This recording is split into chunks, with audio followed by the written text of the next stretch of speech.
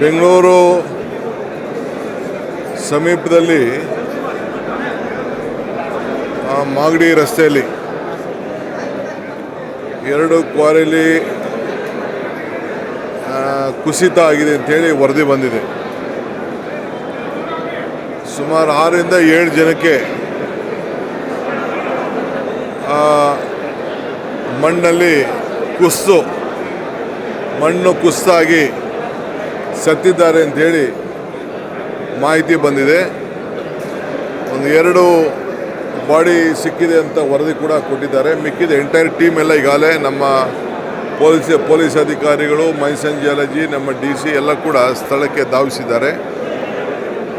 Blasting ಏನು ಆಗಿಲ್ಲ ಅಂತ ವಿಚಾರ ತಿಳಿಸಿದ್ರು. ಸೊ ನಾನು ಈಗ ಮಧ್ಯಾಹ್ನದೊಳಗಡೆ ಅಫಿಷಿಯಲಾಗಿ ರಿಪೋರ್ಟ್ನ ತರಿಸ್ಕೊಳ್ತಾ ಇದ್ದೀನಿ.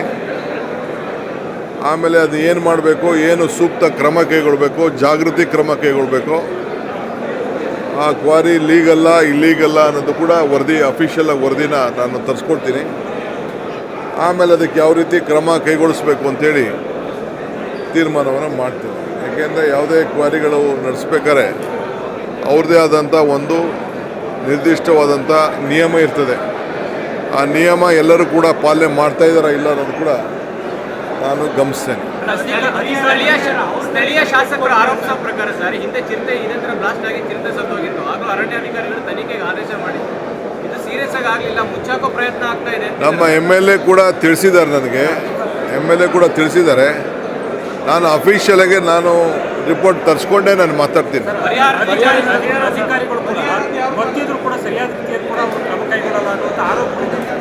ನಾನು ತಿಳಿಸ್ತೀನಿ. ನೋಡಪ್ಪ, ಎಷ್ಟು ಜನ ಸತ್ತಿದ್ದಾರೆ, ಏನಾಗಿದೆ, ಫಸ್ಟು ಮಾಹಿತಿ ಬರಲಿ. ಪರಿಹಾರ ಬಂದ ತಕ್ಷಣ ಯಾರು ಸತ್ತಿರೋ ತಕ್ಷಣ ಬಂದ್ಬಿಡಲ್ಲ. ಪರಿಹಾರ ಅದಕ್ಕೆಲ್ಲ ಪ್ರೊಸೀಜರ್ ಇದೆ. ಖಂಡಿತ ಯಾರಿಗೇನು ಪರಿಹಾರ ಕೊಡಬೇಕು ಕೊಡೋಣ. ಬಟ್ ಇಂಥ ಘಟನೆಗಳು ಆಗಬಾರ್ದಲ್ಲ, ಅದು ಭಾಳ ಮುಖ್ಯ ನನಗೆ. ಪರಿಹಾರಕ್ಕಿಂತ ಇಂಥ ಘಟನೆಗಳು ಮುಂದಕ್ಕೆ ಯಾವುದೂ ಆಗಬಾರ್ದು. ಇದು ಭಾಳ ನಾವು ಜಾಗೃತರಾಗಿ ಕೆಲಸ ಮಾಡಬೇಕು.